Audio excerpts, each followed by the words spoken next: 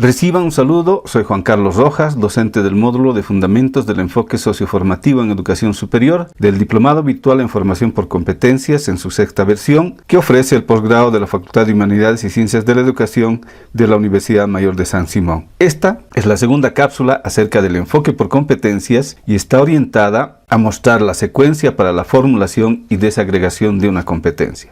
Hay que decir inicialmente que en el enfoque por competencias es importante concretar las ideas de transformación del proceso educativo, inicialmente en lo que se conoce como diseño curricular, del que forma parte la elaboración de un plan para desarrollar una asignatura, denominado últimamente como plan global. El esqueleto de dicho plan lo constituye la competencia y sus componentes. Para ello sirve este proceso de formulación y desagregación. Formulación es la acción de concebir la idea y expresarla claramente según un conjunto de criterios de redacción definidos desde la competencia hasta todos sus componentes. Desagregar es la acción de descomponer la competencia en todos sus componentes que garantiza que esa gran actuación suceda en los hechos. Para ello se sigue una secuencia lógica que se descuelga a manera de un racimo, además cuidando los criterios de redacción para cada caso. El primer paso explica la situación problemática o problema que requiere la formación de una competencia necesaria para la resolución de ese problema identificado. La situación problemática y el problema se refieren al desempeño profesional, mientras que la competencia se refiere a una asignatura que contribuye a la formación establecida en el perfil profesional. Este paso contribuye al diseño y desarrollo de procesos formativos contextualizados y pertinentes al desempeño profesional. Los momentos para realizar esta actividad son: primero hay que describir la situación problemática, es decir, el contexto que condiciona al desempeño profesional, anunciando los cambios en la profesión, demanda del mercado laboral, requerimientos de los autores, etc. Luego, hay que identificar si el perfil profesional y los contenidos actuales de la asignatura responden a ese contexto. Luego, hay que identificar el problema en el desempeño profesional que se relaciona con la asignatura de interés de quien está elaborando la propuesta, en el sentido de qué es lo que no sabe o no puede hacer ese profesional en su práctica cotidiana relacionada con esa materia.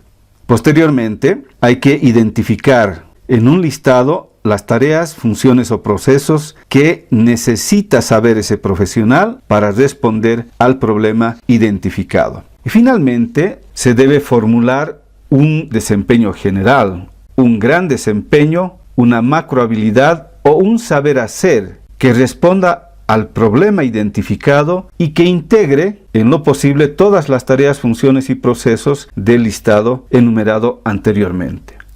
Luego está la formulación de la competencia. Este segundo paso toma como base la contextualización en el paso anterior y para la redacción de la competencia toma a la macrohabilidad formulada, es decir, recupera esa formulación y se redacta siguiendo el siguiente orden. Primero, el verbo de desempeño, donde se anota la acción más importante de la competencia. Luego, el objeto sobre el que recae la acción del verbo. Luego viene la finalidad orientada a resolver el problema. Y finalmente, se anota la condición de referencia como conjunto de pautas que indican que la acción del verbo se hace bien según lo que se espera. Pero volveremos para ampliar este proceso en la siguiente cápsula. Luego viene la etapa de desagregación. Y ustedes pueden ver que el esquema muestra la secuencia y la lógica para proceder a la desagregación de la competencia ya formulada. En un primer nivel se identifican los elementos de competencia, que son competencias menores que sumadas garantizan el logro de la competencia. Y en un segundo nivel, de cada elemento de competencia se desprenden los criterios de desempeño, las evidencias y los 3 tipos de saberes. Si tomamos específicamente un elemento de competencia, debemos entender que es un desempeño menor a la competencia. Es un desempeño concreto, pero que es imprescindible para que se logre la competencia. Hay que tener el cuidado de formular la cantidad necesaria de elementos de competencia para que se garantice que la competencia suceda, puesto que si falta alguno, se pone en riesgo la competencia y con ello el desempeño profesional. Cada elemento de competencia se constituye en una unidad dentro de la asignatura. Entonces, los siguientes niveles deben realizarse para cada elemento de competencia. Cada elemento de competencia se desagrega en criterios de desempeño mismos que se verifican mediante evidencias. Por otro lado, se desagrega también en saberes conceptuales, saberes procedimentales y saberes actitudinales. Es importante tomar en cuenta que la redacción del elemento de competencia debe seguir el siguiente orden. Primero, verbo de desempeño. Segundo, objeto. Y finalmente, condición de referencia. En este caso ya no se incluye la finalidad porque la competencia ya identifica el problema a resolver y todos deben aportar a ello. Luego están las definiciones evaluativas, que son aquellos elementos que contribuyen a la evaluación de la competencia y los elementos de competencia. Son los criterios de desempeño y las evidencias. Los criterios de desempeño deben ser pautas concretas y observables para evaluar el desarrollo o logro del elemento de competencia y se deben formular en la cantidad necesaria para evaluar la acción del verbo en todas sus características. Y esto es importante porque esto les va a ayudar a facilitar el proceso de evaluación. En cambio, las evidencias son las pruebas concretas, lo que se llama en el ámbito legal las pruebas del delito.